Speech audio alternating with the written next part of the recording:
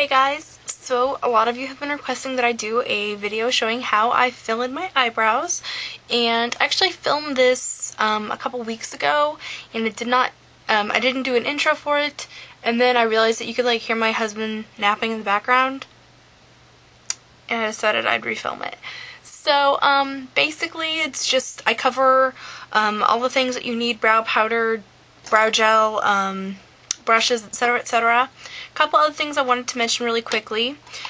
These tools, a spoolie or an eyebrow brush, have multiple uses. For one, you could use them for your eyelashes. This one, well, either of them. You can use them on your eyelashes, your brows, and in a pinch, I've actually done a poof with both of these. So yeah, I've teased my hair up and everything. So, and brow gel is also multi-useful. You can use it for your brows, and in a pinch, if you've got little flyaways, like I've got bad flyaways.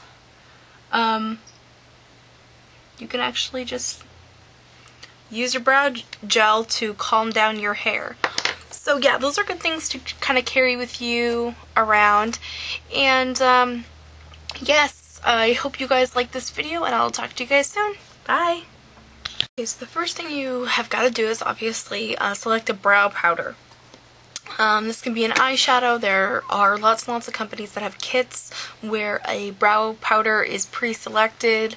It's kind of difficult to pick a brow color because you don't want it to be too dark, you don't want it to be too light. I know one of the #1 rules is even if you have black eyebrows, don't fill in your eyebrow with black eyeshadow, it's just too harsh.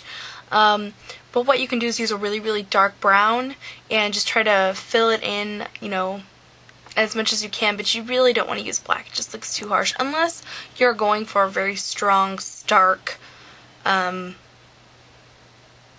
queen-esque look. Now see, my situation's kind of weird because my hair's pink, and I'm not Jeffree Star, so I'm not going to fill my brows in with hot pink. And then I dye the bottom of my hair black. I have naturally like dark ash blonde hair, as you can see by my brows. So it's just, it's really kind of hard. What I try to do is just go for a color that's as close to my brow color as possible. If I were to fill them in with like a really, really dark brown, it looks kind of too harsh. I do occasionally use a dark brown. Sometimes I use this. This is Vintage from NYX. But that's usually too dark for just like everyday lighter makeup. But when I'm doing something very dramatic or very smoky, that's generally what I'll use. What I'm going to be using today is a taupey brown color. I'm not going to tell you who it's from because what works for me won't necessarily work for you. Yeah, but you can use really anything. I'm actually trying to find a good eyeshadow color that would work as a brow color for me from MAC. I'm not having a lot of luck. I picked up Copper Plate, but it's just a little too gray.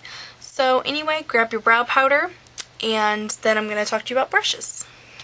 Okay, so once you have your brow powder selected, there are brushes that you obviously need to use to apply the powder to your brows. You have some options, definitely, of what you like to use.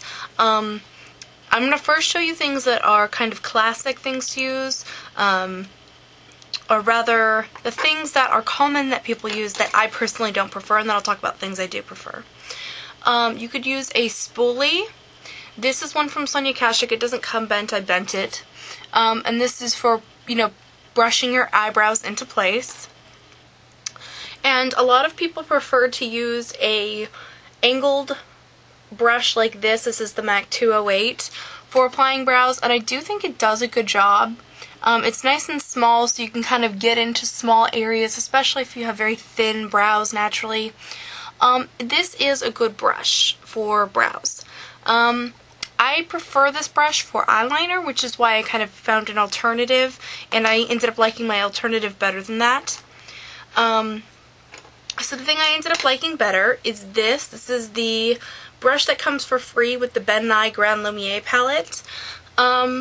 When I first got it, I didn't know really what to do with it. I used it sometimes for my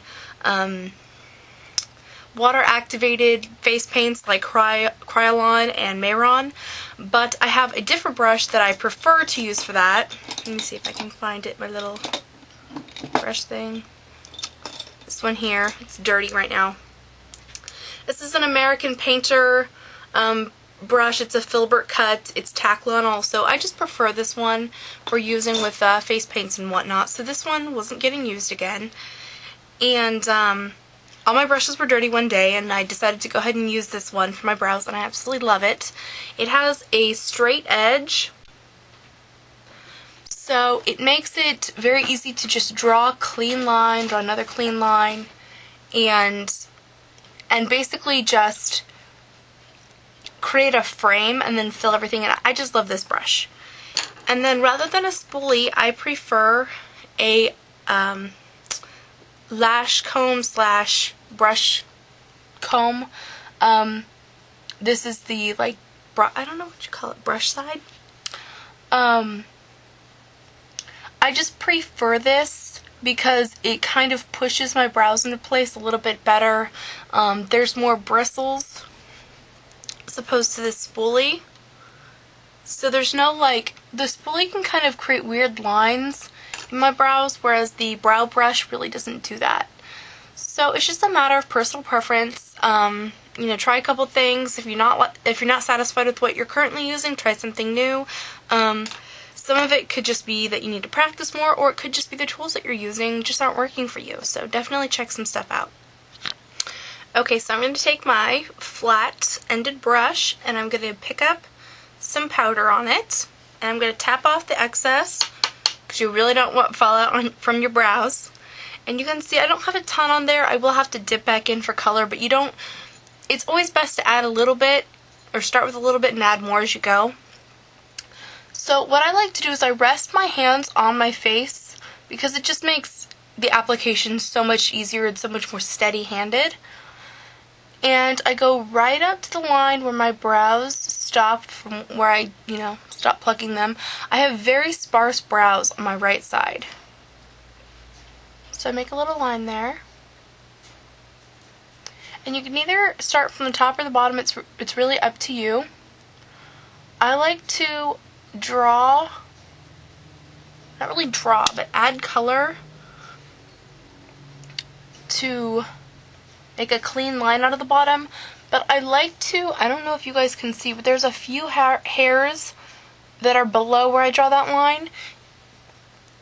This gives the brows a more natural look and less drawn on by doing any kind of quote-unquote drawing or adding color inside where the actual brow lines are. Now, everyone's brows are different. This works for me. Some people prefer a more drawn-on brow look. In fact, if you ask me, this is kind of a drawn-on brow look because I try to get my lines looking pretty clean.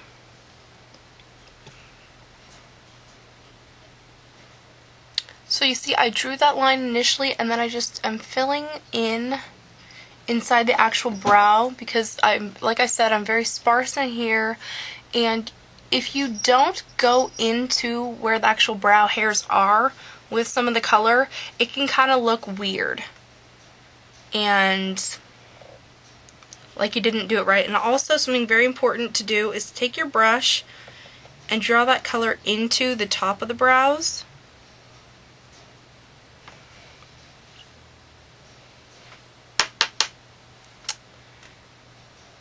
And then just keep going down the brow. After I fill in the first part before the arch, I don't really like to fill in too darkly on the underside of, I guess you could say, the tail or the outer part of the brow. I just kind of like to lightly kind of run my brush along it, and it does end up looking filled in, but it doesn't look as drawn on as the inside because it would look weird. Okay, so once you've got them good and filled in, you're going to take that brow brush again and you're just going to run it through them, and then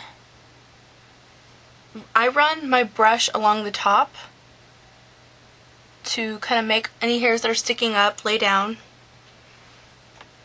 Okay, so now you need to set them. You don't have to set them. Half the time I don't set my brows, but for the purpose of this video I'm going to show you. This is a clear brow gel from Sonia Kashuk again. I I really don't see the point in spending more money. I've tried the Anastasia brow gel, and while I think it's good, it's not almost $20 good. So when I take the brow gel out of the packaging, I rub it on one of the clean towels I have here on my desk, just because it comes up with a little too much gel. And just run it along my brows. I'm going to get on the other side. Oh, wait, I don't have eyebrows on the other side. So I let that dry a little bit, and then I go over it one last time with the brow brush to make sure that everything is set into place. Okay, so once the brow gel has set, I will go through it one time, or, you know, whatever, with the brow brush, just to make sure that everything doesn't look plastered down or too shiny. Sometimes brow gels can make your eyebrows look really, really glossy. And while hairs have like a natural sheen to them, which mine now have, they're not shiny like lip gloss, so we don't want that on our eyebrows. So yeah, that's basically all I do for my eyebrows. If you guys have any questions or comments, please leave them down below, and I will see you guys soon. Bye.